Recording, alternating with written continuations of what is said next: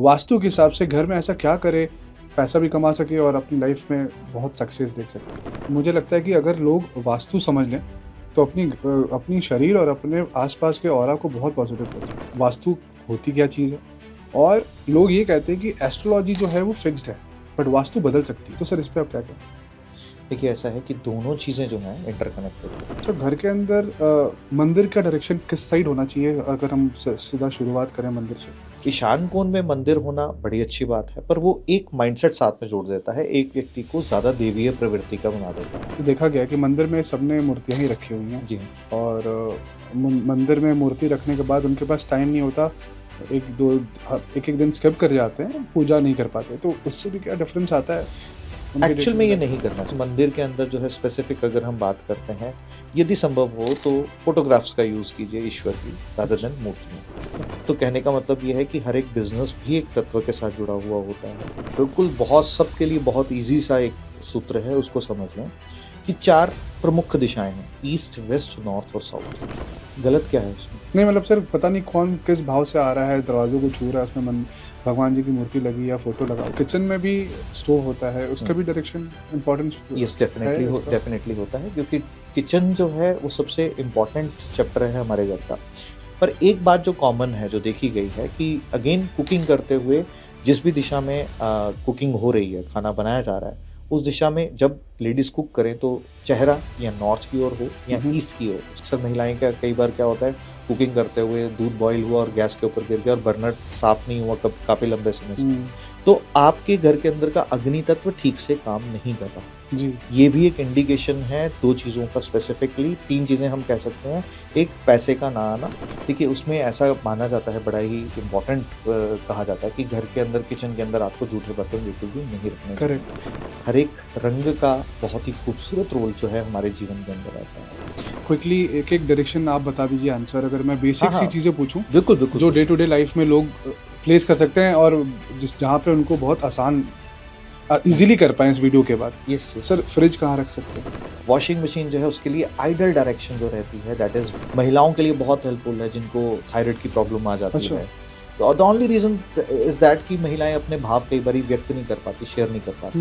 That is the reason महिलाओं को सबसे ज्यादा थायराइड की प्रॉब्लम जो है वो कंठ में आनी शुरू हो जाती है। करेक्ट। द मोमेंट यहाँ पे वॉशिंग मशीन रखी जाती है, नेगेटिव चीजें क्लीन करने का काम, मशीन का क्या काम है, गंदगी को साफ करने का। आरओज घर में खराब रखे हैं तो एस्ट्रोलॉजिकली शुक्र आपके फेवर में नहीं है, तो उस पर्सन को किडनी के रिलेटेड प्रॉब्लम होती है। तो कहने का मतलब ये है कि घर के अंदर जितनी चीज़ें हैं उनका डायरेक्टली हमारे जीवन के साथ लेना देना है। तो जितने भी लोग ये देरी की बात कर रहे हैं, उनके घर में खराब घड़ियाँ बड़ी होंगी। पर वास्तुशास्त्र में 2 ऐसी स्पेसेस हैं जहाँ पे टॉयलेट सीट जो है वो आइडली बनाई जा सकती है। यूनिवर्स सबसे पहले आपके सराउंडिंग में उस चीज़ को मैनिफेस्ट करता है और वही चीज़ आपके जीवन में घटित होना शुरू होती है। ये साइंस ऐसे काम है। जोहार। आज का जो पॉडकास्ट है काफ़ी ज़्यादा स्पेशल है। अगर आपको अपनी लाइफ सुधारनी है, लाइफ में पैसे कमाने हैं, अपने स्वास्थ्य को सही रखना है, तो जुड़े रहिए इस पॉडकास्ट से, क्योंकि वास्तु के बारे में बहुत अच्छी तरीके से समझाया गया है। हमारे जो स्पेशल गेस्ट हैं उनका नाम है सारथी साहिल जैन जी। तो आइए मिलते हैं द को फाउंडर ऑफ ट्रिनिटी वास्तु, सारथी साहिल जैन जी से, जो कि हीलिंग, एस्ट्रोलॉजी और न्यूमरोलॉजी के एक्सपर्ट हैं।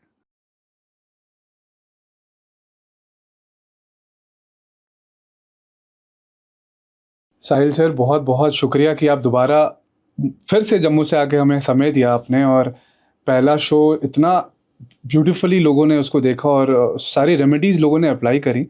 और सबसे बेस्ट पार्ट क्या था सर, कि जो कॉर्पोरेट कल्चर के लिए आपने जो क्रेडिट कार्ड वाला बताया, वो बहुत ही ज़्यादा लोगों ने अप्रिशिएट किया। और आपका सर मैं तहे दिल से स्वागत करना चाहता हूँ अपने चैनल अनकट रियलिटी में। सर आपका दिल से धन्यवाद। तहे दिल से बहुत बहुत आपको भी धन्यवाद आयुष जी, वापस से बुलाने के लिए। तो आज सर हम बात करेंगे वास्तु पे। जी हाँ। तो मैं आपसे सबसे पहले ये समझना चाहता हूँ कि वास्तु होती क्या चीज़ है, और लोग ये कहते हैं कि एस्ट्रोलॉजी जो है वो फिक्स्ड है, बट वास्तु बदल सकती है। तो सर इस पे आप क्या कहेंगे? देखिए, ऐसा है कि दोनों चीज़ें जो हैं इंटरकनेक्टेड हैं। वास्तु कहा गया एक बिल्डिंग की बनाने के साइंस को, कि बिल्डिंग कैसी होनी चाहिए। पर जब भी एक व्यक्ति किसी एक भवन को बनाता है, अपने माइंडसेट से बनाता है। उसको समझ में आता है कि मुझे यहाँ पर किचन अच्छी चाहिए, मुझे यहाँ पर इस जगह पर अपना गार्डन चाहिए, मुझे यहाँ इस जगह स्विमिंग पूल चाहिए। ये किसने डिसाइड किया? एक पर्सन ने डिसाइड किया। जब एक पर्सन ने डिसाइड किया तो उस पर्सन को डिसाइड कौन करवा रहा था? उसके ग्रहों की ऊर्जाएं जो हैं, यानी कि एक पर्टिकुलर प्लैनेट की रिफ्लेक्शन एक व्यक्ति के माइंडसेट में नज़र में आती हैं, और उसी कारण से व्यक्ति अपनी ज़िंदगी के अंदर डिसीजंस लेता है। तो एस्ट्रोलॉजी फिक्स है ऐसा नहीं है। एस्ट्रोलॉजी के अंदर भी दो तरह की चीज़ें होती हैं, जिसको हम फिक्स्ड और वेरिएबल कहते हैं। फिक्स होती हैं फिक्स डेस्टिनीज, जैसे कि जीवन का शुरुआत और जीवन का अंत, ये फिक्स है। बट लाइफ को जीना कैसे है वो वेरिएबल है। और वास्तुशास्त्र एक ऐसी कला है जिस कला के अंदर हम क्या करते हैं, घर के अंदर कुछ तब्दीलियां, यानी कि घर के अंदर कुछ चेंजेस ला करके एक व्यक्ति के सोचने का तरीका बदलते हैं, एक व्यक्ति के थॉट पैटर्न्स बदलते हैं। व्यक्ति अपनी लाइफ के अंदर डिसीजंस जो है वो बेटर लेना शुरू करता है, जिसके कारण से उसकी लाइफ के अंदर हैप्पीनेस आती है। तो सर आपने जैसे बोला फाउंडेशन एज इन कोई भी चीज़ जब हम घर बनाते हैं तो उसकी हर एक चीज़ प्लान करते हैं कि सब चीज़ें कहाँ होंगी।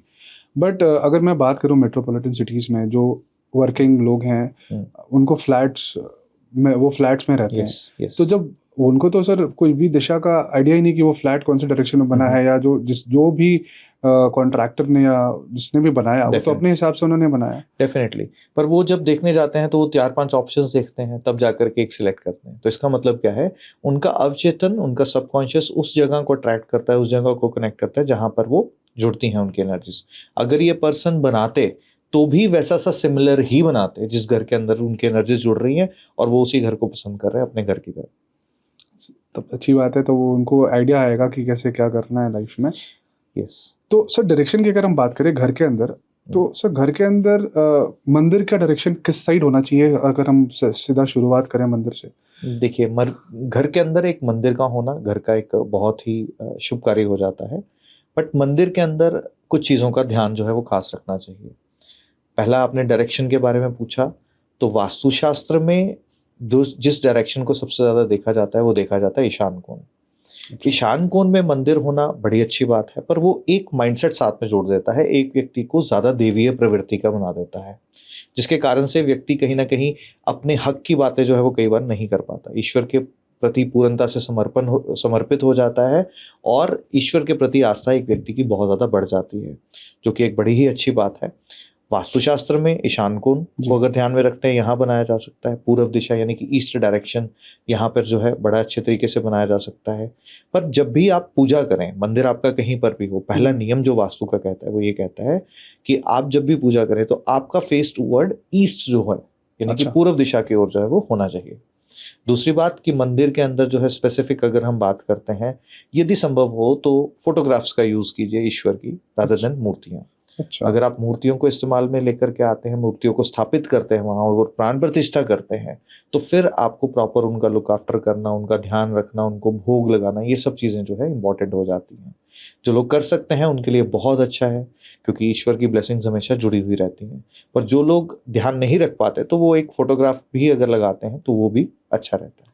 सर जनरली देखा गया कि मंदिर में सबने मूर्तियाँ ही रखी हुई हैं। जी हाँ। और मंदिर में मूर्ति रखने के बाद उनके पास टाइम नहीं होता, एक दिन स्किप कर जाते हैं, पूजा नहीं कर पाते, तो उससे भी क्या डिफरेंस आता है? एक्चुअल में ये नहीं करना चाहिए। आप इसको ऐसे समझिए कि आप जब भी मंदिर के अंदर भगवान जी को स्थापित कर रहे हैं, चाहे मूर्तियों के स्वरूप में, इसलिए मैंने कहा कि चित्र अगर बनाते हैं तो अलग चीज़ है, क्योंकि हिंदू दर्शन के अंदर हम देखते हैं कि मूर्ति के अंदर प्राण प्रतिष्ठा की जाती है। तो प्राण प्रतिष्ठा एक अलग विषय है, जहाँ पर अगर प्राण प्रतिष्ठा कर दी जाए तो घर के अंदर स्पेसिफिकली उस चीज़ का ध्यान रखना कि समय पर, जैसे हम अपनी लाइफ के अंदर रूटीन में खाना खा रहे हैं, स्नान कर रहे हैं, सब कुछ कर रहे हैं, तो ठीक वैसे ही अगर हम एक मूर्ति की स्थापना करते हैं घर के अंदर, प्राण प्रतिष्ठा उसके अंदर करवाते हैं, तो डेफिनेटली वो करना पड़ता है। पर अगर आप ध्यान नहीं रख पाते तो मैं कहता हूँ हमेशा उसको अवॉइड करना चाहिए, फिर आप चित्रों का ही इस्तेमाल कीजिए। सर जैसे आपने बोला चित्रों का इस्तेमाल करना, बट अगर फिर मैं मूर्ति पे ही आऊँगा, सो सॉरी, बट उसमें सर क्या होता है कि कई कबार लोग उनको कहा जाता है कि पर्टिकुलर ये भगवान को आप रखो, इनकी पूजा करो, पर जो मूर्ति ऑलरेडी मंदिर के अंदर है उनको अब एलिमिनेट करना है उस मंदिर से, तो क्या प्रोसेस है, किस तरीके से वो अपने मूर्ति को वहाँ से हटा सकते हैं? पहली बात तो मैं ये कहूँगा कि आपको कोई कह करके किसी ईश्वर की पूजा आराधना उपासना नहीं करवा सकता। एक घर के अंदर मान लीजिए 4 लोग 5 लोग हैं, और हर एक की आस्था अलग अलग देवी देवताओं के स्वरूप में हो सकती है। मान लीजिए एक ही घर के अंदर भगवान श्री कृष्ण जी का कोई उपासक है और उसी घर के अंदर भगवान श्री शिव को कोई पूजता हो, तो पहली बात तो ये। पर दूसरा विषय ये है कि अगर मान लीजिए कोई मूर्ति खंडित हो जाए या आपको उस मूर्ति को वहाँ से हटाना भी है, पहले मैं कहूँगा कि अगर घर का हिस्सा बनाया है, अगर उनको परिवार में मतलब हम ऐसा कह सकते हैं कि ईश्वर के घर के अंदर हमने उनका मंदिर, उनका एक स्थान बना दिया। घर तो क्योंकि ईश्वर का दिया हुआ है हमें, हमारे पास जो है, पर फिर भी अगर किसी कारणवश आपको वहाँ से मूर्ति अगर हटानी पड़ती है तो मेक श्योर या तो उसको जल प्रवाहित कराया जाए या किसी ऐसे स्थान पे मंदिर में ही दिया जाए जहाँ उनकी पूजा आराधना उपासना हो सके। और जल प्रवाहित का अर्थ इसलिए होता है क्योंकि पंच तत्व से ही हर चीज़ का निर्माण होता है और पंच तत्व के अंदर ही विलीन हो जाते हैं। सबसे आइडियल रहता है कि अगर आप कहीं एक ऐसे स्थान पे दे पाएं जहाँ पर उनकी अच्छे से देखभाल जो है वो की जा सके, उनके पूजा पाठ जो है वो की जा सके। तो वो यूज़ कर सकते हैं मतलब दूसरी यस, डेफिनेटली कर सकते हैं, वो बहुत ही अच्छा रहेगा। उसमें आपको भी सुकून रहेगा कि मैंने हटाया, पर एटलीस्ट वहाँ पर जाकर के आप वहाँ जाकर के फिर से अगर उनके दर्शन करना चाहें। बहुत सारे केसेस में ऐसा होता है कि लोग हटाना नहीं चाहते पर किसी कारणवश उनको हटाना पड़ता है, तो उन्होंने जिस मंदिर में लगाया अब वो वहाँ जाकर के उनको देख करके उन तृप्ति का भाव आता है कि पहले तो अकेला मैं ही था सिर्फ पूजा करने वाला, अब देखो कितने सारे लोग कर रहे हैं। यस।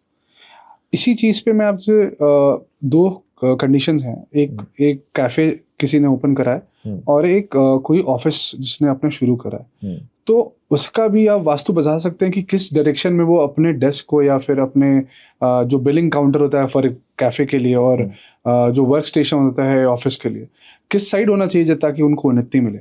डेफिनेटली देखिए, हर एक बिजनेस के साथ ना वेरिएशंस जो हैं वो आती चली जाती हैं। हम कैफ़े की बात करेंगे तो उसकी एक सर्टन कुछ अलग डायरेक्शंस हैं, अलग डिवीजन्स हैं। अगर हम एक क्लॉथ की शॉप की, कपड़े की दुकान की बात करेंगे उसकी अलग हैं।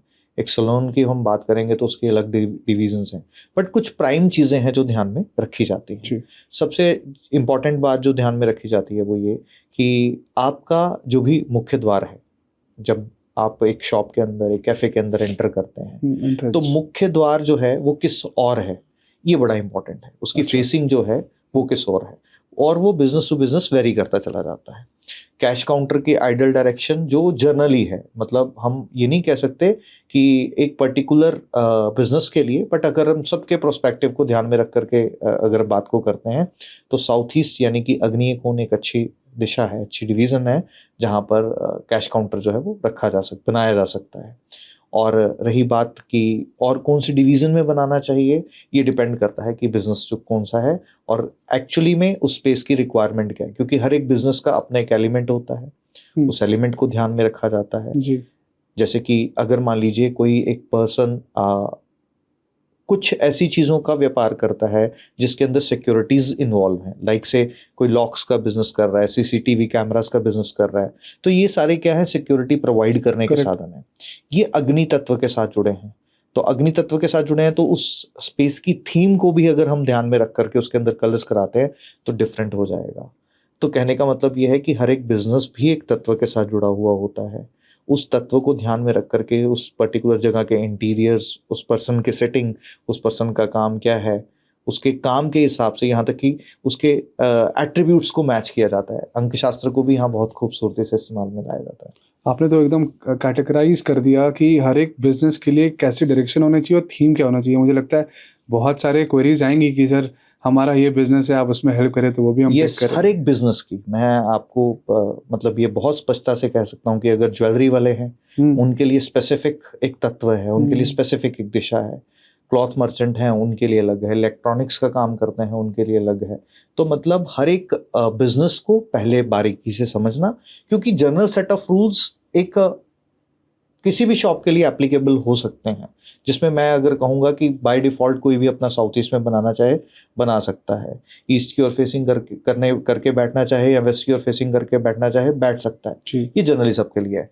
बट जो मेन बटन है जिसको हमको प्रेस करना होता है वास्तु में, एक अच्छा वास्तु कंसल्टेंट क्या करता है, एक काम को समझ के, व्यापार को समझ के, पर्सन के काम को समझ के, क्योंकि हर एक शॉप में अलग अलग तरह के लोग बैठे होते हैं। कोई अकाउंट्स हैंडल कर रहा है, कोई सेल्स हैंडल कर रहा है, कोई कैश काउंटर पे है, तो हर एक पर्सन का काम भी अलग अलग है। उस एक्टिविटी के आधार पर उसको स्पेस भी जो है वो वास्तुशास्त्र में डिसाइड की जाती है।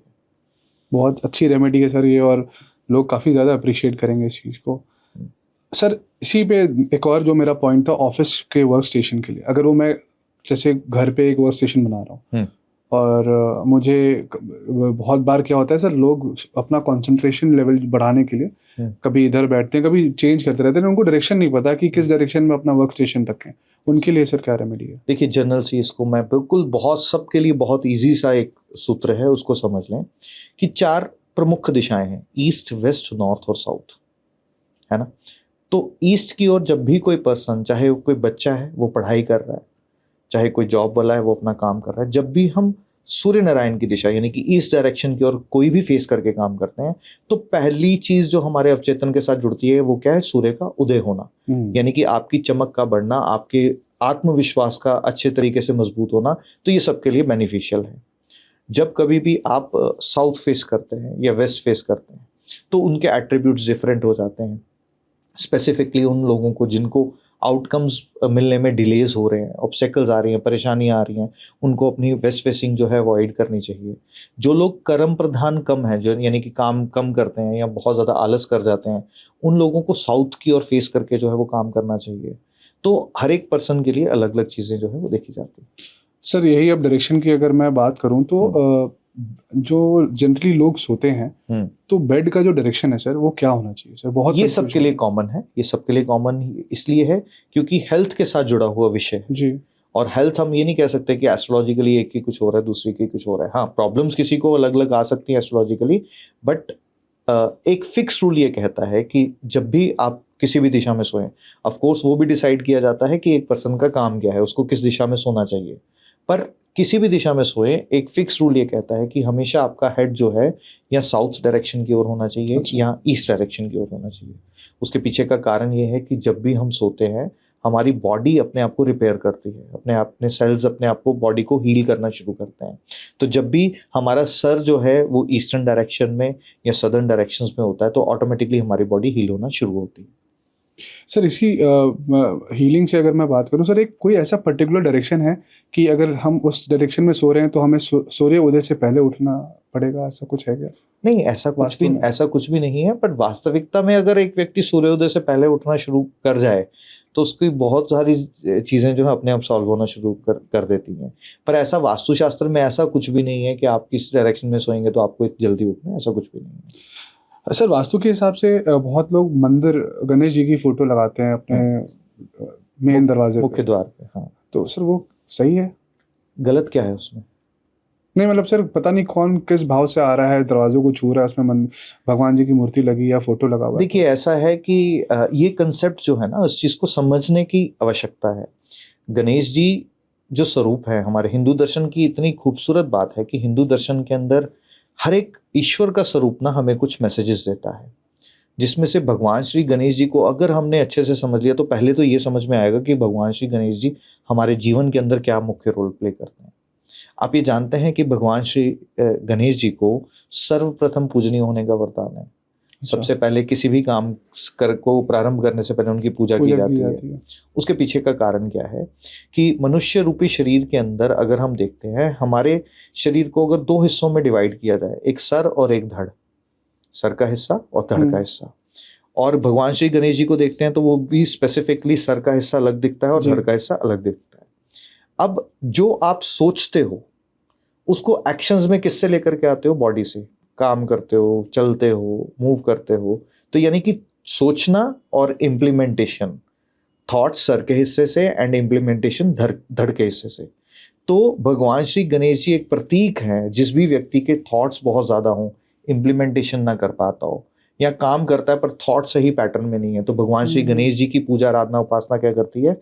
उस व्यक्ति को सोचना और उस सोचने के साथ साथ एक्शन लेना, ये उस व्यक्ति को गाइडेंस जो है वो मिलती है।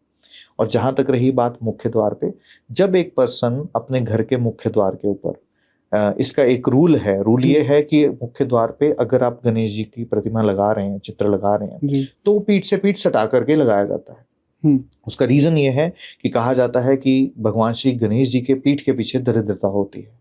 अच्छा। हाँ, आगे जो है रिद्धि सिद्धि साथ में होती है और आगे हमेशा माँ लक्ष्मी का आशीर्वाद मिलता है, पर पीठ पीछे दरिद्रता होती है। अब इसको टेक्निकली अगर समझेंगे तो भगवान श्री गणेश जी, जैसे मैंने कहा, थॉट्स और एक्शंस, हम कोई भी काम को, थॉट्स और एक्शन को बिना सोचे समझे, बिना देखे हुए लेंगे, यानी कि पीठ पीछे कोई काम हो रहा है तो वहां हमारा आउटकम पॉजिटिव नहीं आएगा। पर भगवान श्री के आगे, गणेश जी के आगे क्या है, हर तरह की सुख सुविधा जो है, समृद्धि जो है वो प्राप्त होती है। तो इस कारण से जिस घर के मुख्य द्वार के ऊपर अंदर और बाहर दोनों तरफ अगर भगवान श्री गणेश जी को लगाया जाए, तो उस केस में क्या होता है, जब आप घर से बाहर जा रहे हो तो आप भगवान श्री गणेश जी के दर्शन कर रहे हो जी। तो आपके थॉट्स और एक्शन काम के लिए जा रहे हो ना, सिर्फ वहीं पे लाइन होंगे, आपका ध्यान घर की ओर नहीं जाएगा।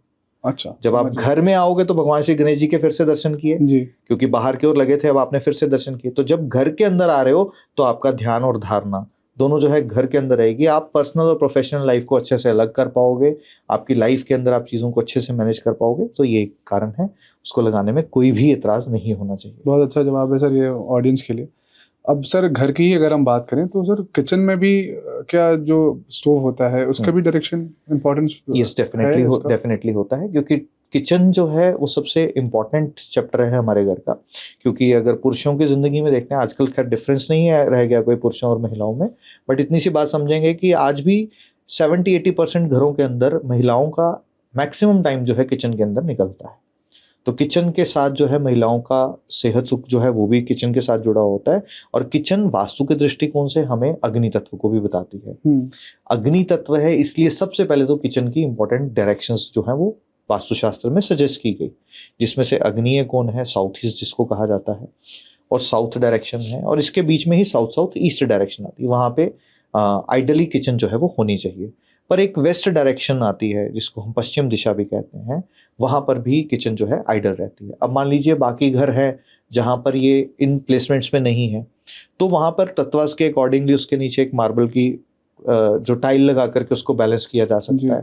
पर एक बात जो कॉमन है, जो देखी गई है, कि अगेन कुकिंग करते हुए जिस भी दिशा में कुकिंग हो रही है, खाना बनाया जा रहा है, उस दिशा में जब लेडीज कुक करें तो चेहरा या नॉर्थ की ओर हो या ईस्ट की ओर, स्पेसिफिकली ईस्ट जो है वो प्रेफरेंस दी जाती है।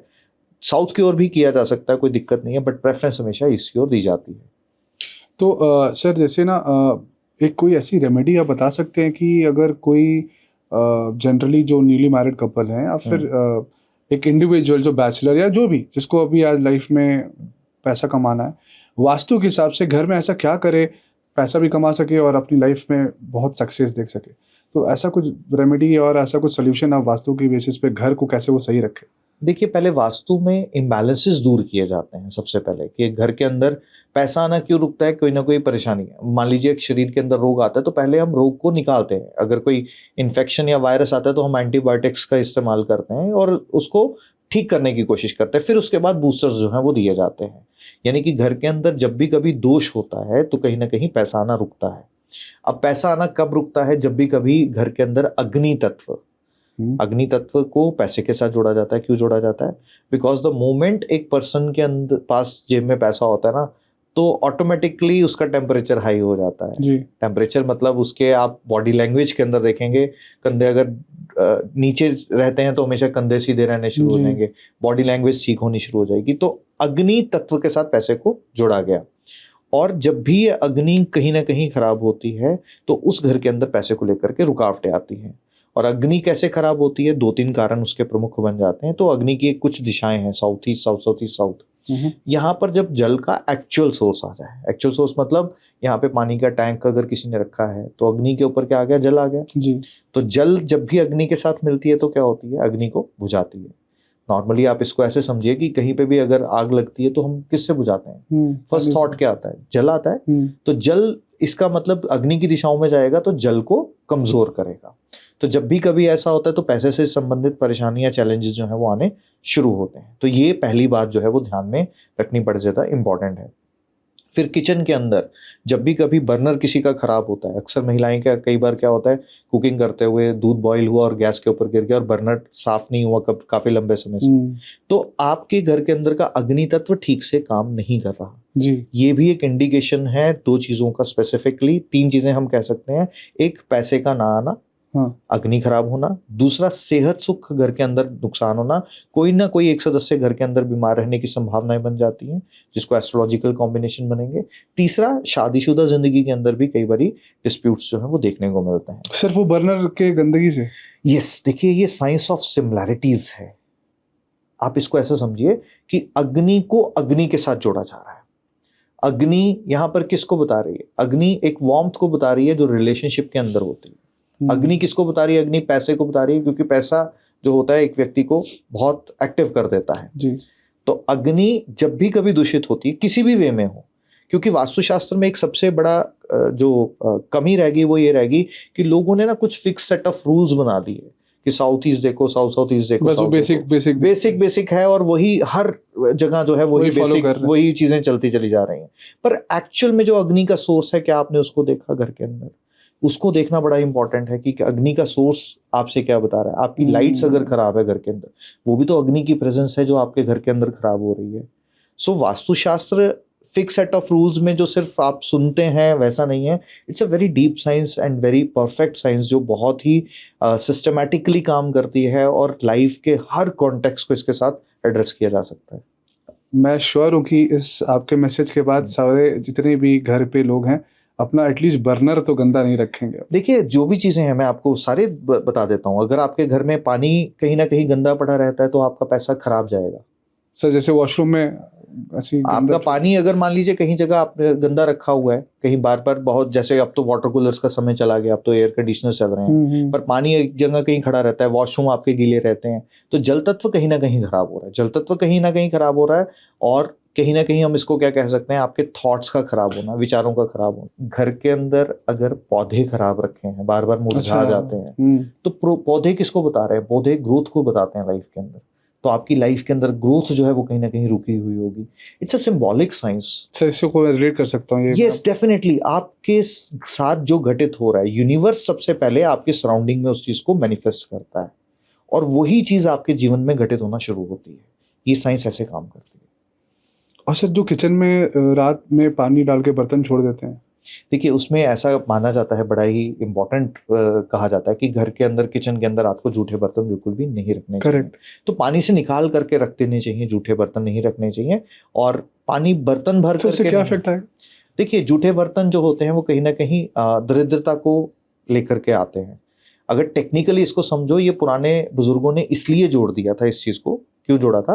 बिकॉज जितनी देर एक बर्तन जूठा रहेगा उसके अंदर बैक्टीरियाज उतने ज्यादा जन्म लेंगे जी। और जब आप साफ करके रखते हो तो अगेन आपने स्वच्छता रखती।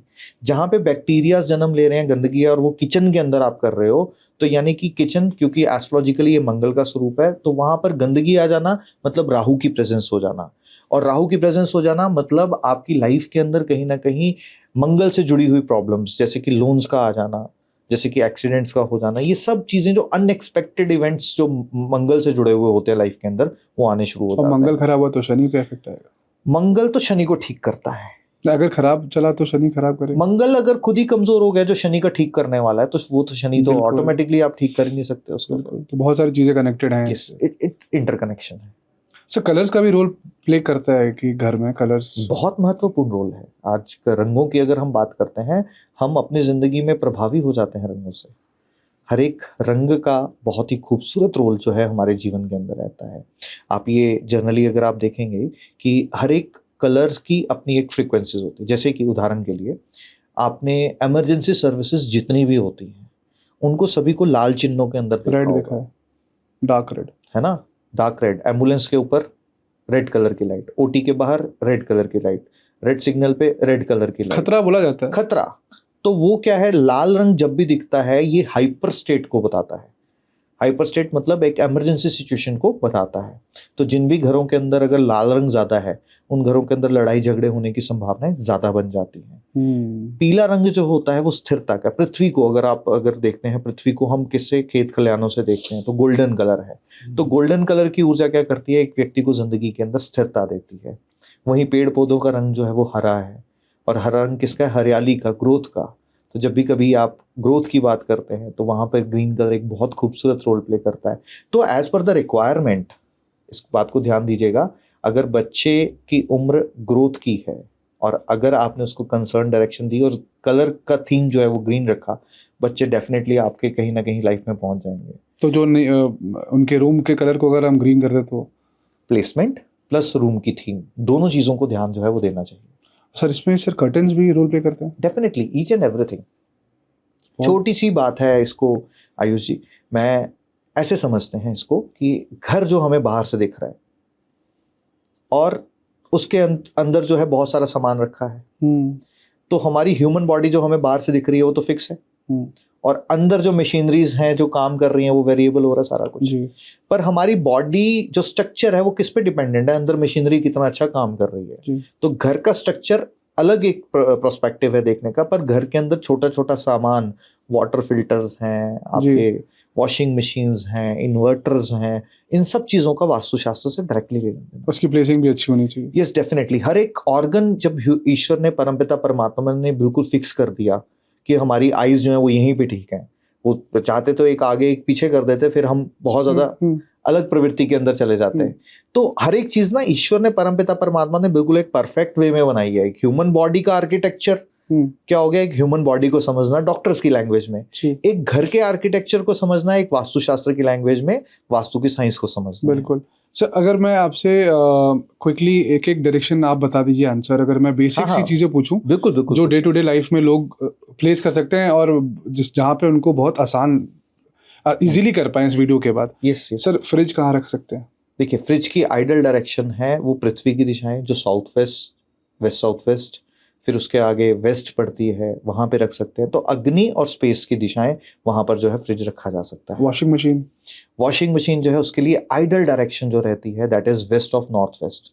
ये हेल्प करती है हर एक पर्सन को अपने शरीर में घटित होती हुई हर उस गंदगी को बाहर निकालना, यानी कि टॉक्सिन्स जी, जो कि हमारे शरीर के अंदर हो जाते हैं। आप देखते हो हमारे शरीर किस तरीके से बाहर निकालता है, in the form of sweating, पसीने के स्वरूप में। तो जब भी washing machine waste north waste में रखी जाती है, एक तो ये हेल्प करता है to release the emotions, negative emotions. Specifically महिलाओं के लिए बहुत हेल्पफुल है जिनको थायराइड की प्रॉब्लम आ जाती है।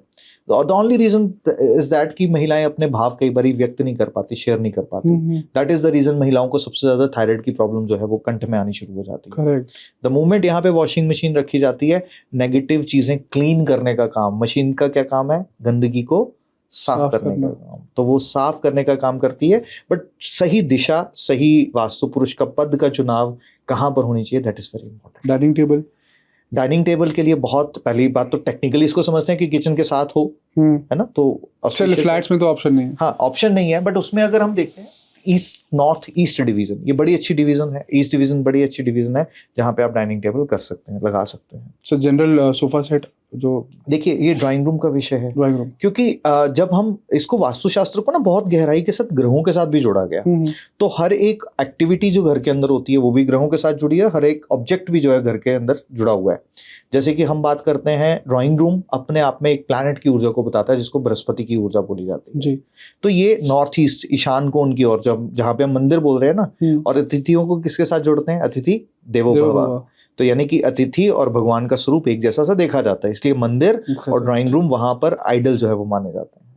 बहुत सही है। तो वो सर मतलब चेंजेस होने वाले हैं बहुत ज्यादा। Everything is connected. बेड, सब बेड ऑलरेडी आपने बोल रखा, लेकिन हाँ देखिए, बेड डिपेंड करता है एक पर्सन की एज क्या है, एज के अकॉर्डिंगली उसकी दिशाओं का चुनाव होता है।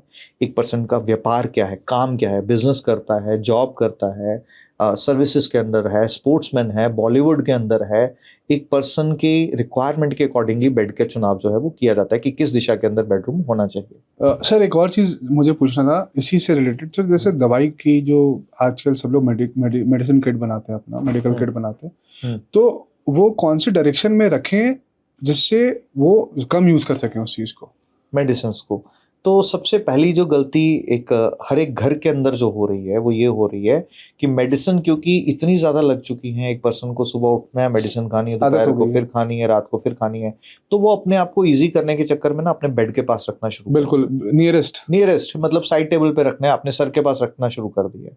और आप सोते उठते बैठते ना आप उस मेडिसिन को देख रहे हो, तो मेडिसिन आपका पीछे छोड़ने वाली नहीं है। तो पहली चीज़ है जो जिसमें आपको अवॉइड करना ही करना है कि मेडिसिन ऐसी जगह बिल्कुल भी ना हो जो कि ओपन में दिखे। तो पहला रूल क्या कहेगा कि मेडिसिन कहीं पे भी हो वो ओपनली ना दिखे हमारे माइंड को, दैट इज़ वेरी इंपॉर्टेंट। फिर दूसरी है कि मेडिसिन कौन सी जगह पर हो ताकि एक व्यक्ति को उस मेडिसिन का अच्छे से लाभ हो पाए, वो जब भी मेडिसिन ग्रहण करे उसकी बॉडी जो है उसको रिस्पॉन्ड करे।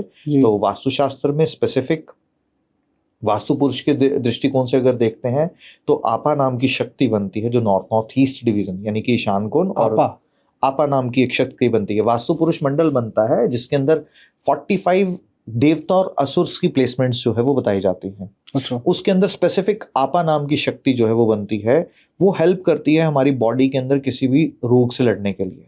तो अगर संभव हो मेडिसिन आप उस स्पॉट पे अगर रखेंगे तो 100% आपको वो मेडिसिन आपकी बॉडी के लिए काम जो है वो करेगी। तो ये शक्तियां हैं जो घर के अंदर डेवलप होती हैं। ये शक्तियां हैं जो दवाई मुक्त कराएंगी सर, बहुत अच्छी चीज़ देखिए है। ये बहुत इंपॉर्टेंट है, हर उस डॉक्टर को भी ये ध्यान देना चाहिए कि बहुत सारे लोग कहते हैं कि लिख आपने देते हैं ऐसा वो। सुना होगा कि कई डॉक्टर हैं, कई लोगों के पास कहते हैं इस डॉक्टर के पास शफा है। तो आप ये देखेंगे बाय डिफॉल्ट अगर जाएंगे तो वो ऐसी एनर्जी फील्ड्स पे बैठ करके उपचार दे रहे होते हैं जो ऑटोमेटिकली आप किसी को लिख करके कुछ भी दे देंगे तो वो सार्थक हो जाएगा। ये शक्तियां हैं जो नक्षत्राज में देखते हैं तो अश्विनी कुमार हैं, उनके नक्षत्र में वो बेस्ट मेडिसिन जो है वहां से सजेस्ट की जा सकती हैं। और वास्तु पुरुष मंडल में यहाँ पे आपा नाम की शक्ति है जो एक व्यक्ति को हील करने में बहुत ज्यादा हेल्पफुल है। बहुत अच्छी चीज़ है सर ये तो। और हम भी रिक्वेस्ट करेंगे कि लोग इसको अप्लाई करें ताकि दवाइयों से दूर रह सकें। यस, दवाइयों से दूर, और सबसे इंपॉर्टेंट फर्स्ट स्टेप भी अगर उठा लिया कि एटलीस्ट मेडिसिन आपके सामने ना हो, क्योंकि बहुत सारे लिसनर्स ऐसे होंगे जिन्हें नॉर्थ ईस्ट भी पता नहीं होगा, बिल्कुल नहीं। आपा कहाँ है वो भी नहीं पता बिल्कुल होगा। नहीं। तो बेसिक गलतियों को अगर ठीक कर ले, देखिए सबसे इंपॉर्टेंट क्या होता है, आधी से ज्यादा प्रॉब्लम तभी दूर हो जाती है जब आप बेसिक उसके रूट कॉज को ही आइडेंटिफाई Understanding कर होनी लेते चाहिए हैं। basic। तो यस, अगर मेडिसिन आपने अपने सराहने से भी उठा दी, अपने आसपास भी नहीं रखी, उसको दूर तो भी रखें। उसका इम्पैक्ट जो है। और सर कैसे पता करें कि हमारी वास्तु की दोष मतलब हमारे साथ, हमारे पास, हमारे परिवार में लग चुकी है, ऐसा कुछ इंडिकेशन आता है? देखिए इंडिकेशन तो ऐसा है कि लाइफ के अंदर जब भी ट्रबल्स आती हैं तो पहले मैंने बोला कि वास्तु की एनर्जीज लेवल पे आप चेक कर सकते हो। दिशाओं के अंदर इम्बैलेंसेस दिखेंगे, घर के अंदर ऑब्जेक्ट्स के अंदर इम्बैलेंसेस दिखेंगे, तो वास्तुशास्त्र में पहले वो संकेत अच्छे से दिखते हैं। अच्छा, वो आइडिया आ जाता है। यस डेफिनेटली, ये कितनी खूबसूरत साइंस है, मैं आपके माध्यम से शेयर करता हूँ कि जो जैसी हमारी बिल्डिंग है और जैसा बिल्डिंग के अंदर रखा सामान है, ठीक वैसा हमारी बॉडी बिहेव करती है। अच्छा। अब इसको ऐसे समझते हैं कि एक ह्यूमन बॉडी के अंदर, ह्यूमन बॉडी का पिलर क्या है, हम किसके आधार पर खड़े हो पाते हैं? बोन्स, जी। स्केलेटन हमारा जो है। और घर किस आधार पे खड़ा है? दीवारों के आधार पे, पिलर के आधार पे।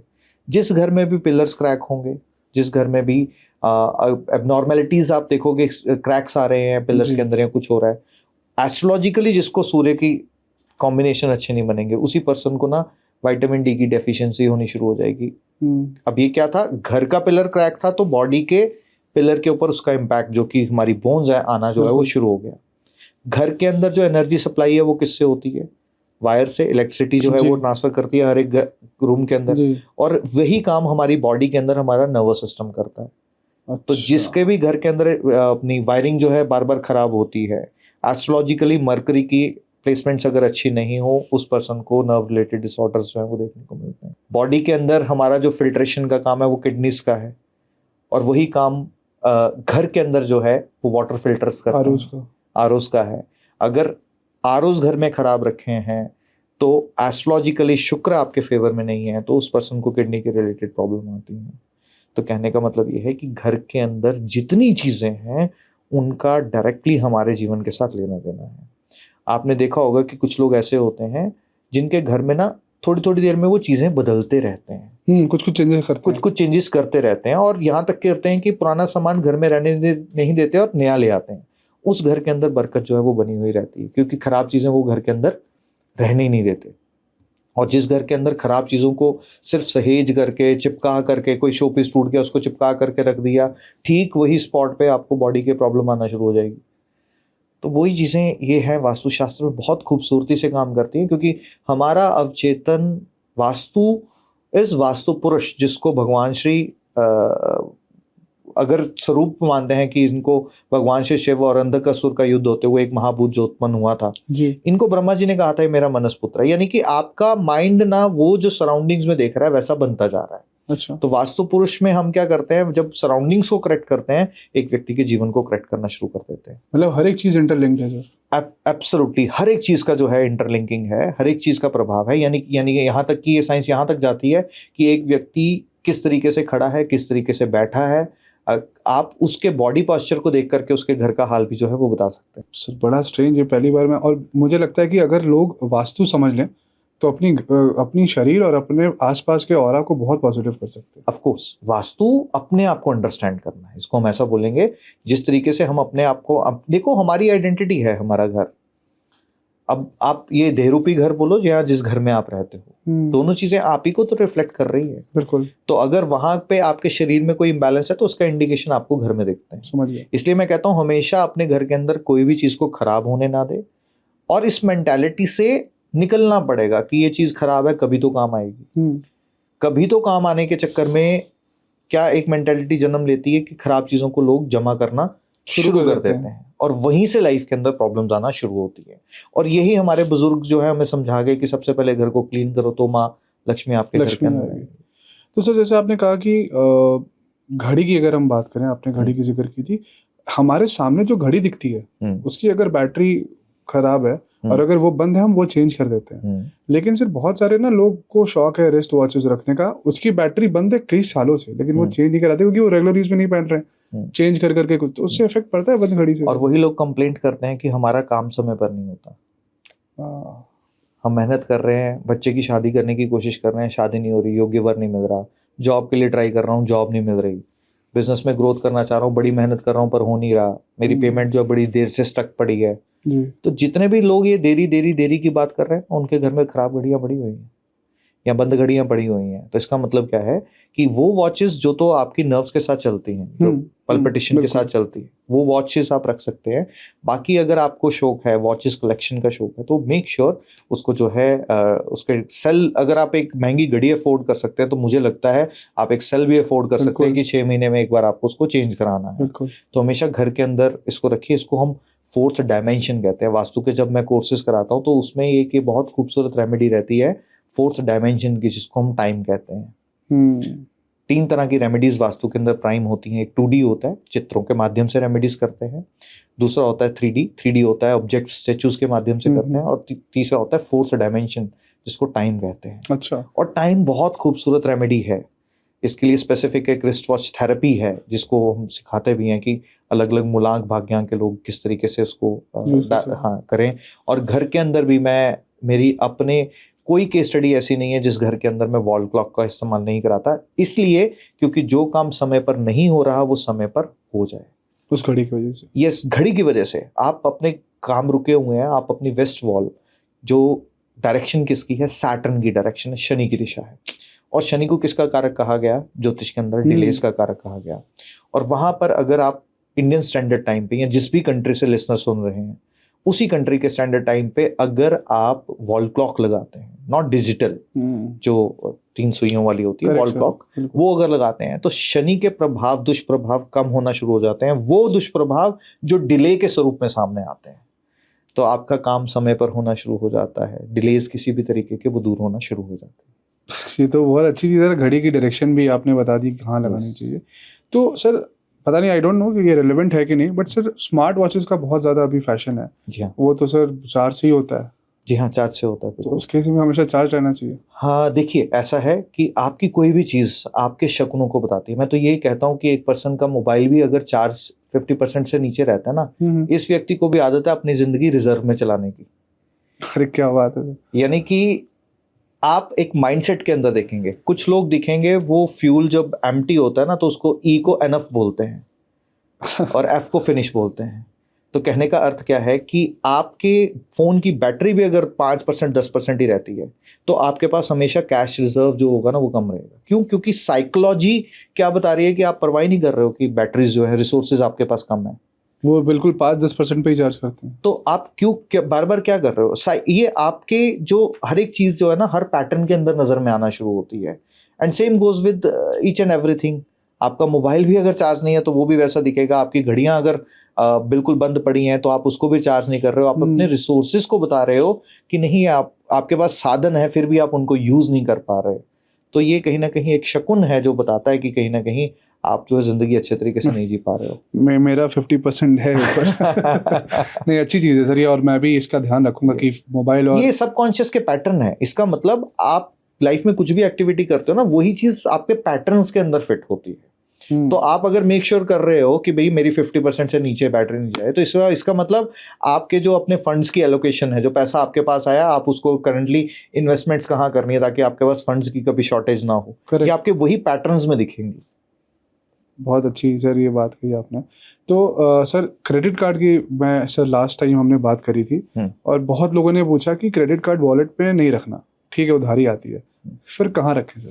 देखिए क्रेडिट कार्ड, सर एक और चीज़ सर, यूएस और कनाडा से लोगों ने कहा कि हम यहाँ क्रेडिट कार्ड पे ही जिंदा हैं। जी हाँ, हम वॉलेट पे ही रखते हैं। जी हाँ, हम कहाँ रखें? देखिए मैं आपको उसको क्लियर करता हूँ। पहला, क्रेडिट कार्ड के लिए जो तरीका है रखने का, पहली बात तो क्रेडिट कार्ड और डेबिट कार्ड में दोनों में अंतर है। डेबिट कार्ड में ऑलरेडी आपके पास पैसे हैं जिसको आप यूज़ कर रहे हो, और बहुत सारे लोग जो हैं वो क्रेडिट कार्ड के ऊपर ही अपने लाइफ सर्कल को चलाते हैं।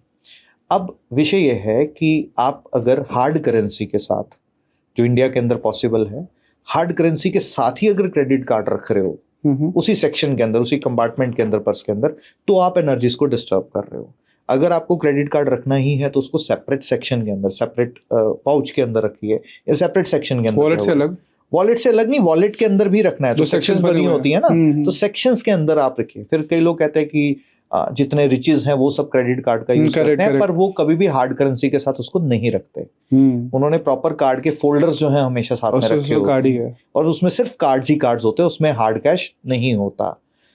इस चीज़ों को भी ध्यान में रखना चाहिए। जो बाकी रही यूएस और यूके, बाहर से लोग जो है क्रेडिट कार्ड है, वहाँ का पैटर्न वैसा है। करेक्ट। आप इस चीज को समझिए कि देश काल परिस्थिति के अनुसार जो है वो चीजें बदलती हैं जी। ये जितनी भी कॉन्टेक्स्ट में मैंने बात करी वो देश काल परिस्थिति के अनुसार में ध्यान रखते हुए हमारी जो भारतीय जनता है उसके लिए मैंने आपको ये चीज जो है वो एड्रेस करी है। Correct correct, yes. तो सर अब हम आते हैं घर की अगेन वास्तु की बात करें तो सर बहुत लोगों को शौक है एक्वेरियम, मछली वाला एक्वेरियम रखने का, तो उसका भी कोई स्पेसिफिक डायरेक्शन है? क्योंकि लोग उसको मतलब एक्वेरियम देख के बाहर निकलना चाहते हैं कि शुभ होता है। देखिए एक्वेरियम वैसे ही जो है अच्छा माना जाता है, शुभ माना जाता है, बट आपको पहली चीज जो ध्यान में रखनी है वो ये ध्यान में रखनी है कि एक्वेरियम के अंदर जो मछलियां आप रख रहे हैं, क्या उनकी अपनी प्रवृत्ति साइज को देख करके अपने आप को ग्रो करने की तो नहीं है। अच्छा, अगर मछलियां आपने छोटी सी स्पेस में उनको ब्लॉक कर दिया और वो मछली वो वाली थी जो एटमॉस्फेयर को देख करके अपने साइज को बड़ा करती थी, तो ये एक दोष की तरह माना जाता है कि आपको वो मछलियां घर के अंदर बिल्कुल भी नहीं रखनी चाहिए जिनको ज्यादा स्पेस चाहिए और आपके पास ज्यादा स्पेस नहीं है। ये चीज। दूसरा काम, अगर आप रखना चाहते हैं तो सबसे पहली बात कि घर के अंदर आप किसी भी जीव को लेकर के आते हैं उसके एनर्जीज को साथ में लेकर के आते हैं, और जानते हैं मछली एक बहुत ही खूबसूरत काम करती है, वो पानी को क्लीन करते चली जाती है। तो ये बहुत हेल्पफुल रहता है उन लोगों के लिए जिनके थॉट्स नेगेटिव होते हैं। वो अपने घर के अंदर अगर एक्वेरियम रखते हैं तो पानी साफ हो रहा है, पानी साफ हो रहा है मतलब आपके थॉट साफ हो रहे हैं, तो आपके विचार जो है वो शुद्ध करने का काम करते चले जाते हैं। और ज्योतिष के अनुरूप ये मीन लग्न को भी दर्शाती है, मीन मतलब राशि जो है उसको भी दर्शाती है, पाइसिस को भी दर्शाती है, तो ये उसके लिए भी हेल्पफुल रहता है। Pisces is a sign of completion, तो आपके थॉट्स आपके एक्शंस में बदलते हैं और आपकी लाइफ के अंदर कंप्लीशन का पार्ट भी जुड़ता है। सर एक इंसिडेंट मैं बताता हूँ सर, कई बार मैंने देखा है कि बहुत लोगों के बालकनी में कबूतर मर जाता है, तो उससे कुछ बुरा होता है? इंडिकेशंस होते हैं, मैं इसको आप ऐसा कह दो, अंडे का देना या वहाँ पे बालकनी में कबूतर का मर जाना, हर एक चीज़ जो है शकुनों के साथ जुड़ी जाती है। हमारी जो सृष्टि है, यूनिवर्स जो है, अगर हम बात करते हैं, यूनिवर्स ना हमसे शकुनों के माध्यम में बात करता है। तो कभी भी घर के अंदर कोई भी चीज़, जैसे मैंने बताया, अगर वाटर फिल्टर खराब हो रहा है, एक शकुन है कि you need to take care of those things जो आपके साथ फिल्ट्रेशन के प्रोसेस के साथ जुड़ी हुई हैं, हेल्थ वाइज और हाँ हेल्थ वाइज भी और सोसाइटी वाइज भी। आपको फिल्टर लगाने की जरूरत है अपने सराउंडिंग्स में। ये इंडिकेशन है कि आपका फिल्टर बैरियर जो है वो ब्रेक हो रहा है, आपके आसपास कोई ऐसे लोग हैं जो आपके लिए अच्छे नहीं हैं। तो यूनिवर्स हमसे हर वक्त एक संवाद कर रहा है, कन्वर्सेशन के अंदर है। क्या हम उन मैसेजेस को अच्छे से सुन पा रहे हैं, क्या उन मैसेजेस को अच्छे से पढ़ पा रहे हैं, ये हमारी अपनी समझ बुद्धि है। जिस दिन हमने यूनिवर्स की भाषा को सीख लिया उस दिन तो यकीन मानिए हमारी लाइफ के अंदर सिर्फ हैप्पीनेस जो है वो रहेगी। बहुत सही सर, ये मतलब मैं तो बिल्कुल फ्लो में आ गया हूँ, मुझे समझ में नहीं आ रहा, क्योंकि ये सारी चीज़ें ऐसी हैं कि हर एक इंडिविजुअल की डे टू डे लाइफ में होती हैं और मैं भी रिलेट कर पा रहा हूँ चीज़ें। एक और क्वेश्चन है सर, ये तो मेरा ही क्वेश्चन है और मेरे जानने वालों ने ही बुलाया कि पूछना है, शू रैक सर घर के अंदर रखना चाहिए बाहर? देखिए आइडल प्लेसमेंट शू रैक की जो होती है वो घर के बाहर होनी चाहिए। घर के अंदर के शू अलग होने चाहिए, घर के बाहर के अलग होने चाहिए। उसका रीज़न, मैं टेक्निकल रीज़न आपसे शेयर करता हूँ। आपने एक चीज़ का बारे में सुना होगा जिसको नज़र दोष कहते हैं, क्या सुना है? नज़र दोष कैसे लगती है कि एक पर्सन जो आपके किसी भी एक्टिविटी को देख रहा है और वो वाव फैक्टर आ रहा है उसके अंदर, अच्छा इसने ऐसे कैसे कर लिया। अब वो आपका पड़ोसी भी हो सकता है, आपका कॉम्पिटिटर भी हो सकता है, कोई भी हो सकता है, तो नजरदोष वहां से जन्म लेना शुरू करता है। एंड वास्तुशास्त्र को हम अभी जिस चीज की हम बात कर रहे हैं सिर्फ स्ट्रक्चर लेवल पर बात कर रहे हैं। देयर इज वन डायमेंशन जिसको हम एनर्जीज लेवल पे भी वास्तु के अंदर बात करते हैं। तो एनर्जीज लेवल के अंदर घर के अंदर सबसे पहले बाहर की ऊर्जा किस माध्यम से आती है? मिट्टी के माध्यम से आती है। जब आप घर के अंदर जूते लेकर के आते हो तो बाहर की सारी एनर्जी जो है घर के अंदर लेकर के आते हो। तो इसके लिए बड़ा इंपॉर्टेंट है कि अगर संभव हो घर के अंदर के जूते और बाहर के जूते बिल्कुल अलग होने चाहिए, ये पहली बात है। पर अगर आपके पास पॉसिबिलिटी नहीं है, मेक श्योर आपके डोर पे हमेशा मैट रहे और अच्छे तरीके से अपने कॉन्शियसनेस रखते हुए अपने जूतों को अच्छे तरीके से साफ करके अपने घर के अंदर प्रवेश कीजिए, क्योंकि आप किसी की एनर्जीज को लेकर के आ रहे हो। नेगेटिव एनर्जीज भी हो सकती हैं, पॉजिटिव भी हो सकती हैं, बट हर तरह की एनर्जीज आपके घर के अंदर आ रही तो घर के बाहर ही छोड़ दो। यस, आइडल वो है कि घर के बाहर जो है उसको रखना चाहिए और घर के अंदर के जूते अलग होने चाहिए। पर अगर मैंने बोला हर जगह ये पॉसिबिलिटी नहीं है, तो आपको क्या करना है, आपको एक बात का ध्यान रखना है कि डोर पे फुट मैट जो है वो इस तरीके का हो कि जो मिट्टी को अच्छे से झाड़ दे और आप घर के अंदर फिर ला सकते हो। और उसमें भी फिर घर में लाने में भी वास्तुशास्त्र में स्पेसिफिक दिशाएं जो है वहां पर ध्यान दिया जा सकता है। जैसे कि नॉर्थ वेस्ट है वहां पे रखा जा सकता है, साउथ ईस्ट है वहां पे शू रैक बनाया जा सकता है, वेस्ट डायरेक्शन है वहां पे शू रैक बनाया जा सकता है, वैसे किया जा सकता है। ये मुझे भी आंसर मिल गया और हमारे सारे व्यूअर्स को भी। अब सर जैसे मैं बात करूं, जनरली देखा है हमने कि सब कहते हैं जो सन फेसिंग होता है, जिनका घर सन फेसिंग होता है उनके लिए वो लकी होता है यार। मतलब कहा गया है कि बड़े लोग कहें, बुजुर्ग की सन फेसिंग घर होना चाहिए, बट उनका क्या जिनका सन फेसिंग नहीं है, तो उनके साथ क्या गलत होता है? वेस्ट फेसिंग वाले भी ग्रो कर रहे हैं, साउथ फेसिंग वाले भी ग्रो कर रहे हैं, नॉर्थ फेसिंग वाले भी ग्रो कर रहे हैं। बड़े बुजुर्गों ने जो बोला वो इस बेसिस पे बोला है कि जिस वक्त ये साइंस बनी थी उस वक्त हमारे पास लाइट का सूर्य देवता के अलावा कोई साधन नहीं था। तो जब सूर्य उदय होते थे पूरा दिन आपके घर के अंदर वो प्रकाश बना रहता था जब तक साउथ से होकर के वेस्ट में अस्त नहीं होता। इसका रीजन है ये। हाँ, that is the prime reason जो उस वक्त बोला गया। और दूसरा, मैं हमेशा पॉजिटिविटी साइड में हमेशा मैं ध्यान में रखता हूँ। मैं हमेशा बच्चों को कहता हूँ आजकल युवाओं के लाइफ के अंदर चैलेंजेस क्यों हैं? बिकॉज वो सनसेट होता हुआ देखना ज्यादा पसंद करते हैं, सनराइज होता हुआ देखना पसंद नहीं करते। तो यानी कि जिंदगी के अंदर अंधकार होता हुआ देखना पसंद कर रहे हैं, उजाला होता हुआ देखना पसंद नहीं करते। आप सिर्फ और सिर्फ सनराइज होता हुआ देखना शुरू कीजिए, आपकी लाइफ के अंदर देखिए कैसी ट्रांसफॉर्मेशन आनी शुरू हो जाती है। ये खासकर युवाओं के लिए बड़ा इंपॉर्टेंट है जो आज एआई के टाइम में नौकरियों को लेकर के जूझ रहे हैं, लव लाइफ को लेकर के कई लोग बहुत ज़्यादा परेशान हैं। बट जैसे ही आप सूर्य देवता को देखना शुरू करते हो, उनकी ऊर्जाओं को लेना शुरू करते हो, आपका आत्मिक बल, आपके अंदर की दृढ़ता इतनी मजबूत हो जाती है कि आप लाइफ में किसी भी चीज़ से घबराते नहीं हो। ये तो सर सही बात आपने कहा है, और मुझे लगता है कि सूर्यदेव को जल देने से भी इम्पैक्ट पड़ता है। Yes, definitely. हिंदू दर्शन के अंदर ये बहुत खूबसूरत साइंस है कि आप जब सूर्य नारायण को जल देते हो, वो जल को देने का एक प्रॉपर मेथड है। मेथड क्या है कि आप जल को इस साइड से देते हो कि जल की धारा आपकी आंखों के आगे से नीचे आए, अच्छा, और सूर्य की किरणें उस जल की धारा से होते हुए आपके शरीर पे पड़े। अच्छा, ये एक प्रॉपर तरीका है। उसमें क्या होता है कि सूर्य के किरणों के अंदर विबग्योर के 7 रंग होते हैं, करेक्ट है ना? वो 7 रंग 7 ग्रहों की ऊर्जाओं को बताते हैं, 7 प्लैनेट्स की। पीछे बच के राहु और केतु। राहु और केतु कहा जाता है IR और UV रेडिएशंस को, जो कि सूर्य उदय होने से 2 घंटे तक IR और UV रेडिएशंस हावी नहीं होती। तो पहले सूर्य उदय होते समय, आजकल बच्चे कहते हैं ना हम 10 बजे उठ करके दे दें, चल लेट उठ के 11 बजे दे दे क्या, तो उस वक्त IR और UV रेडिएशंस जो है वो भी हावी हो जाती है। तो आपको 7 ग्रहों को एक साथ अगर ठीक करना है तो उसके लिए क्या करना है, सिर्फ मात्र सूर्य नारायण को जल देने से ही आपके शरीर के अंदर जो वो स्पेक्ट्रम बन करके आपके शरीर के अंदर ऊर्जा आती है, तो ऑटोमेटिकली आपके सारे ग्रहों की ऊर्जाएं ठीक होनी शुरू होती है। सही है, तो अच्छी रेमेडी और लोगों को ट्राई करना प्रैक्टिकल है। प्रैक्टिकल मतलब हम इसको बात करेंगे, साइंटिफिक चीज है। इसी कारण से इसको हमारे हिंदू दर्शन के अंदर ना बहुत खूबसूरत चीजें हैं, और बुजुर्गों ने उनको रिचुअल के साथ जोड़ दिया, क्योंकि उस वक्त समझाने के सिखाने के तरीके नहीं थे। बट आज अगर हम प्रैक्टिकली अगर समझ बुद्धि रखते हैं तो हम उन चीजों को समझ सकते हैं कि ये बुजुर्गों ने अगर ऐसा कहा तो क्यों कहा, और हर एक के पीछे एक साइंटिफिक और लॉजिकल रीजन मिलेगा आपको। सर वॉशरूम की भी बात करें तो सर टॉयलेट फेसिंग भी कुछ ऐसा इम्पोर्टेंट रोल करता है, मतलब शावर अलग और टॉयलेट की प्लेसमेंट्स हाँ। सबसे पहले जो है वो देखी जाती है वास्तुशास्त्र में, क्योंकि ये एक सबसे प्रमुख दोष जो है वास्तुशास्त्र में माना जाता है। क्योंकि अगेन उसका रीजन ये है कि वास्तुशास्त्र जब लिखा गया था उस समय टॉयलेट सीट जैसी कोई चीज ही नहीं थी। लोग जंगल जो है वो जाते बिल्कुल थे, खेत है में ना। जाते थे। तो अब घर का अनिवार्य हिस्सा है ना, हर घर के अंदर जो है टॉयलेट सीट होना इंपॉर्टेंट है। और अगर इंपॉर्टेंट है तो इसका मतलब घर के हर हिस्से में आप जितने भी रूम्स देखोगे आजकल अटैच बाथरूम का कंसेप्ट है। पर वॉशरूम के अंदर जो शिट पॉट की फंक्शनिंग है वो फ्लश ऑफ कर देने की है। अगेन हमारा सबकॉन्शियस क्या करता है कि चीज़ों को फ्लश ऑफ होते हुए देखता है, यानी कि मलमूत्र का त्याग करने के बाद आप फ्लश कर रहे हो तो वो चीज़ को ड्रेन होते हुए देखता है। तो अगेन वो जिस भी दिशा के अंदर एक्टिविटी आती है, अगर हम देखते हैं टॉयलेट सीट की, तो उस दिशा के गुणधर्मों के ऊपर प्रभाव डालते हैं। जैसे कि नॉर्थ डायरेक्शन से माँ लक्ष्मी का आगमन, जिसको कुबेर जी की दिशा कही जाती है, वहां पे अगर टॉयलेट सीट होती है तो एक व्यक्ति की लाइफ में कहीं ना कहीं माँ लक्ष्मी के आगमन के अंदर रुकावट इससे भी इफेक्ट आता है डेफिनेटली।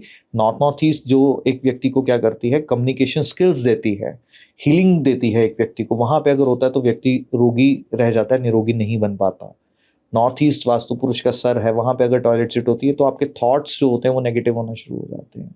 तो ऐसे ही 16 दिशाओं में 16 अलग तरह के इंपैक्ट होंगे।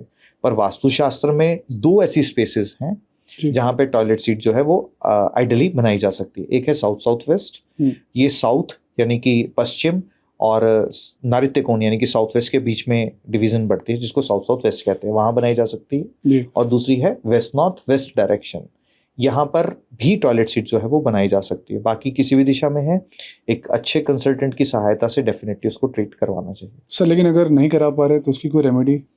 देखिए, ट्रीटमेंट के लिए सिंपल रेमेडी जो टेम्परेरी रिजल्ट दे सकती है वो ऐसा हो सकता है कि जितने भी लोग, जितने भी लिसनर्स सुन रहे हैं, उनको लगता है कि अगर उनकी टॉयलेट सीट नदर्न डायरेक्शंस के अंदर है, यानी कि नॉर्थ नॉर्थ वेस्ट में है, नॉर्थ में है, नॉर्थ नॉर्थ ईस्ट में है, नॉर्थ ईस्ट में है, टेम्परेरी बेसिस पर रिजल्ट लेने के लिए 4 इंच की चौड़ी पट्टी जो है वो टॉयलेट सीट के आसपास लगा देते हैं, तो नीले रंग की। अच्छा। तो वो हेल्प करती है टेम्परेरी रिजल्ट देने के लिए। अच्छा, यही पता चल जाएगा। टेम्परेरी रिजल्ट टेम्परेरी समय के लिए मिलती है, उसका मैं रीजन आपसे शेयर करता हूँ, पर पहले बाकी डायरेक्शंस को भी कवर कर देता हूँ सो दैट कि ऑडियंस जो भी सुन रहे हैं, जिनके घर में जो भी टेम्परेरी रिजल्ट लेना चाहें वो ले पाएं। ईस्ट नॉर्थ ईस्ट, ईस्ट और ईस्ट साउथ ईस्ट, यहाँ पे अगर टॉयलेट सीट है तो हरे रंग की पट्टी लगाई जा सकती है। South east, south south east और साउथ, यहाँ पर अगर टॉयलेट सीट है तो लाल रंग की पट्टी लगाई जा सकती है। साउथ साउथ वेस्ट और साउथ वेस्ट, यहाँ पे पीले रंग की पट्टी, और west south west, west west north west और नॉर्थ वेस्ट, यहाँ पे सफेद रंग की पट्टी। अब ये जो पट्टी का कंसेप्ट मैंने आपसे शेयर किया है, ये टेम्परेरी फेजेस पे क्या करती है, टॉयलेट के आसपास एक बाउंड्री वॉल की तरह काम करती है। अच्छा। और कलर टेप्स क्या करती हैं कि कलर्स का, अभी आपने पूछा क्या प्रभाव रहता है, वही कलर्स का प्रभाव हमारे माइंड के अंदर कैसे जाता है कि हमारे माइंड के अंदर कॉर्पस कॉलोसम नाम का एक पार्ट होता है जो राइट ब्रेन और लेफ्ट ब्रेन के अंदर जो है मिडल में रहता है। तो ये रंगों को परसीव करता है। तो जब भी रंगों का प्रभाव से हम देखते हैं तो टॉयलेट सीट के टेम्परेरी रिजल्ट जो है कुछ समय के लिए लिए जा सकते हैं, बट परमानेंट सोल्यूशन के लिए आपको हमेशा क्या करना चाहिए, एक अच्छे कंसल्टेंट की सहायता से उसको ट्रीट करवाना चाहिए।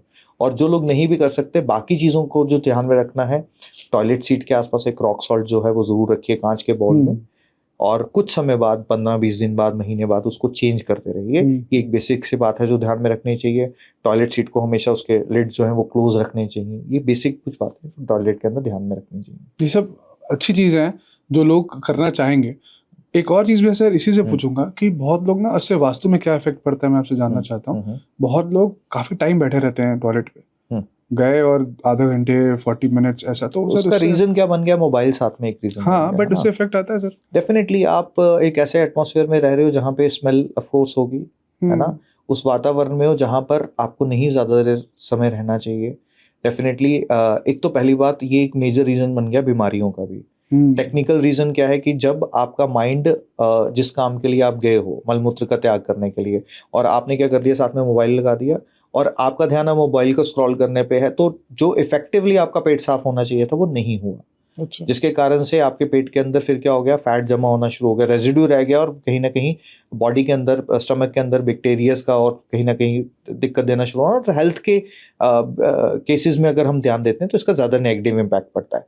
साथ ही साथ में टॉयलेट सीट को एस्ट्रोलॉजिकली अगर हम देखते हैं, राहु के साथ जोड़ा जाता है। अगेन उसका भी एक टेक्निकल रीजन है, वो स्टोरी के साथ जुड़ी हुई बात है कि राहु सर का हिस्सा है और वो जो भी मुख से डालता है वो फ्लश ऑफ हो जाता है, इसलिए इसको राहु के साथ जोड़ा जाता है टॉयलेट सीट, क्योंकि यहाँ पे बैक्टीरियाज भी होते हैं और जितने भी बैक्टीरिया वायरसेस जितने भी होते हैं वो राहु के साथ जुड़ते हैं। तो जितना ज्यादा टाइम आप इस जगह पे स्पेंड करते हैं अननेसेसरली, जब जाना है तब तो जाना ही है, बट जब अननेसेसरली स्पेंड कर रहे हैं तो आप धीरे धीरे करके अपने माइंड के अंदर नेगेटिव थॉट्स को स्पेस दे रहे हैं, कहीं ना कहीं वो खराब ही कर रहा है। Yes definitely. आप वही टाइम अगर मंदिर में स्पेंड करते हैं, बुक्स पढ़ने में करते ज्यादा हैं, बेटर है तो वो, क्रिएटिविटी की ओर जा रहे हैं ना। नहीं सर, ये क्योंकि ये बहुत सारे ऐसे जनरल क्वेश्चंस हैं जो लोग कर रहे हैं डे टू डे लाइफ में और उनके लिए बहुत ही अच्छी सोल्यूशन है और वो अपने आप को कंट्रोल करेंगे इस चीज़ पे। सर पेंटिंग से मैं लास्ट क्वेश्चन आपसे पूछूंगा, जो फोटो फ्रेम्स होते हैं फैमिली की, उसका भी कोई पर्टिकुलर डायरेक्शन है वहाँ लगाना चाहिए? पहले चीज जो जीवित हैं, जैसे हमारे दादा दादी बुजुर्ग जो नहीं हैं, उनकी भी पेंटिंग्स की डायरेक्शन अलग होनी चाहिए, क्योंकि मुझे सुना है कि एक साथ एक डायरेक्शन में नहीं होना चाहिए, जो नहीं है वो और जो है उन दोनों का डायरेक्शन एक साथ नहीं होना चाहिए। जी, इसमें ऐसा समझिए कि अगर जो एंसेस्टर्स आपके पृथ्वी पे नहीं है, इस दुनिया में एग्जिस्ट नहीं करते, तो उनकी ब्लेसिंग्स भी एक पर्सन के लिए बड़ी ज़्यादा इंपॉर्टेंट होती है। मेरा ऐसा मानना है कि आज पूर्वजों के आशीर्वाद से ही आप और मैं यहाँ पर बैठे हुए हैं। तो आप एक घर में अगर उनको स्थान देना चाहते हैं, उनकी तस्वीर जो है वो लगाना चाहते हैं, तो साउथ वेस्ट यानी कि नैऋत्य कोण में पितरों का स्थान बनता है, वहाँ पर आप लगा सकते हैं। नंबर 1 वहाँ पे लगाई जा सकती है। साउथ डायरेक्शन, पश्चिम दिशा, वहाँ पर जो है दक्षिण दिशा, वहाँ पर भी जो है आप लगा सकते हैं। और साथ साथ में अगर हम बात करते हैं कि नॉर्थ वेस्ट डिवीज़न बनती है, वहाँ पर जो है लगाई जा सकती है पितरों की, जो एंसेस्टर्स की हम बात करते हैं। अब अगर हम बात करते हैं कि एक घर के अंदर हैप्पीनेस बनी रहे, हार्मनी बनी रहे, उसके लिए भी एक घर के अंदर चित्रों का उपयोग जो है वो किया जाता है। एक फैमिली फोटोग्राफ का, फैमिली फोटोग्राफ, अगर एक फैमिली में अंडरस्टैंडिंग की कमी है तो उस फोटोग्राफ को गोल्डन फ्रेम में, कौन सी फोटोग्राफ लेनी है जिसमें एक ही चित्र में सभी फैमिली मेंबर्स हों और हंसते हुए, मुस्कुराते हुए। कभी तो एक ऐसा समय होता है कोई पार्टी में, किसी ओकेजन में मिले हैं, उस चित्र को गोल्डन फ्रेम में कराइए। और west south west division, west south west, west of south west, यानी कि नैऋत्य कोण और वेस्ट डायरेक्शन, यानी कि साउथ वेस्ट और वेस्ट डायरेक्शन के बीच में एक डिवीजन आती है जिसको वेस्ट साउथ वेस्ट कहते हैं। तो ये परिवार के अंदर अंडरस्टैंडिंग बढ़ा देगी, बॉन्डिंग अच्छी होती है। यस, बॉन्डिंग अच्छी हो जाएगी, अंडरस्टैंडिंग अच्छी हो जाएगी। पर अगर यही चित्र को हम ईस्ट नॉर्थ ईस्ट में लगाते हैं, जो कि नॉर्थ ईस्ट ईशान कोण या ईस्ट के बीच में आता है, तो एक फैमिली के अंदर ना हैप्पीनेस आनी शुरू हो जाती है। मतलब मान लीजिए बॉन्डिंग तो अच्छी है, बट फिर भी हैप्पी टाइम स्पेंड नहीं कर पाते, एक दूसरे के साथ समय व्यतीत नहीं कर पाते। तो यही चित्र को आप ईस्ट नॉर्थ ईस्ट में लगा लें, बहुत अच्छा है। अब वास्तुशास्त्र, आयुष जी, एक ऐसा साइंस है, ये कुछ फिक्स फार्मूलाज पे लोगों ने कर दिया, बट ये फिक्स फार्मूलाज के साथ जुड़ा हुआ नहीं है। ये विषय है प्रॉब्लम को आइडेंटिफाई करने का, समझने का और उस प्रॉब्लम को एड्रेस करने का, जो कि इस 16, ये जो मैंने चित्र की हम बात कर रहे हैं, 16 की 16 दिशाओं में लगाए जा सकते हैं, बट इसके इफेक्ट्स सब दिशाओं में अलग अलग जो है वो मिलेंगे। देखा है। यस, तो ये बड़ा इंपॉर्टेंट है। और ये मैं फिर से वही कहूँगा कि वास्तुशास्त्र में सिर्फ और सिर्फ फिक्स सेट ऑफ रूल्स नहीं होते, आपको डिजायर्ड रिजल्ट के अकॉर्डिंगली अपनी रेमेडीज, अपने सॉल्यूशंस जो है वो बदलने पड़ते हैं। पर अब क्या हो गया है वास्तुशास्त्र में कि बीपी है तो ये मेडिसिन ले लो, शुगर है तो ये मेडिसिन ले लो, बुखार हो रहा है तो ये मेडिसिन ले लो, खुद पे काम नहीं करना। बट कहीं ना कहीं चीज़ों को समझना, एक अच्छा डॉक्टर, एक अच्छा चिकित्सक क्या करता है, बीमारी को पहले डेप्थ से समझता है, गहराई से समझता है।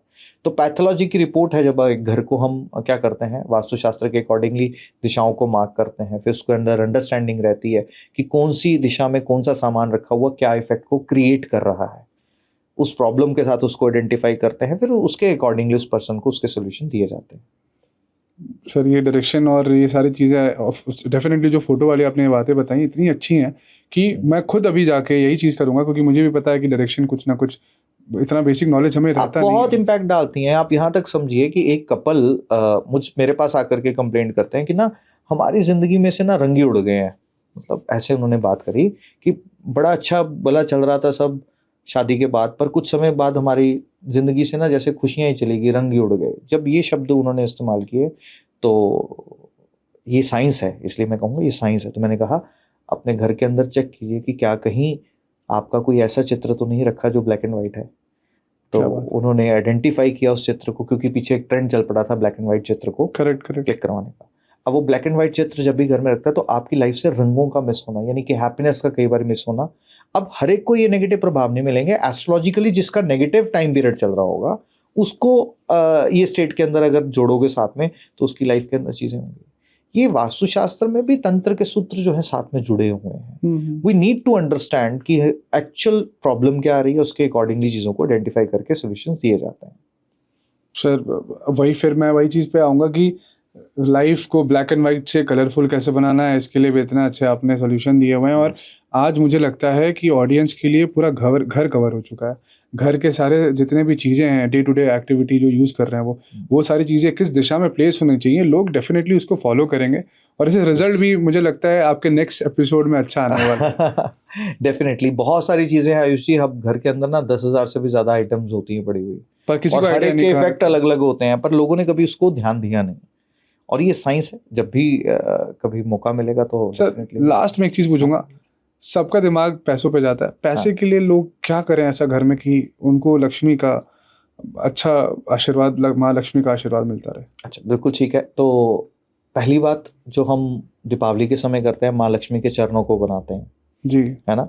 तो माँ लक्ष्मी के चरण जो हैं अपने घर के अंदर, उनको जैसे हम चरण पादुका समझते हैं, अगर आप अपने घर के अंदर माँ लक्ष्मी का स्वरूप में चरण पादुका भी अगर रखते हैं, उनके माँ लक्ष्मी के स्वरूप में आते हुए घर के अंदर, हाँ, जैसे हम नीचे फ्रेंड्स बनाते हैं तो वो भी बड़ा अच्छा है। घर के अंदर लॉकर्स जो है वो टूटे हुए ना हो, ये खास ध्यान जो है वो रखना चाहिए, ठीक है। घर के अंदर अग्नि दूषित ना हो, ये सबसे इंपॉर्टेंट है, यानी कि साउथ ईस्ट डायरेक्शन के अंदर अग्नि के अंदर जल जो है वो ना आए, ये बहुत ज़्यादा इंपॉर्टेंट है, इसको ध्यान में रखना।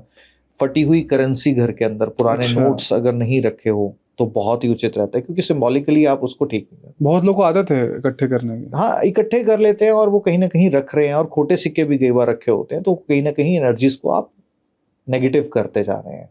और माँ लक्ष्मी के आगमन के लिए पहली बात फिर से वही कहूंगा कि माँ लक्ष्मी जुड़ी हुई है विष्णु तत्व के साथ, है ना। तो विष्णु तत्व क्या है, कर्म प्रधानता है, और हमारी जिंदगी के अंदर अगर हमने अपने कर्मों के अंदर करेक्शंस कर ली तो माँ लक्ष्मी को आगमन जो है वो सुनिश्चित हो जाता है। और माँ लक्ष्मी के नाम में ही उनका अर्थ छुपा हुआ है, लक्ष्य पर मेहनत करने से माँ लक्ष्मी जो है वो आती हैं। तो अपने गोल्स को सेट कीजिए, टारगेट्स लिखिए, टू डू लिस्ट बनाइए और अपना मैप बनाइए कि आप क्या करना चाहते हैं, और उसको एग्जैक्ट नॉर्थ ईस्ट डिवीजन के अंदर जो है वो गोल्डन फ्रेम में लगाइए, और उसी के ऊपर ठीक एक घड़ी जो है वो प्लेस कर दीजिए। आप देखेंगे जो गोल्स आपने टारगेट सेट किए हैं वो समय उसके साथ जुड़ता है, और समय के साथ साथ वो चीज़ें जो आप मैनिफेस्ट करना चाह रहे हैं वो मैनिफेस्ट होना शुरू हो जाएंगी।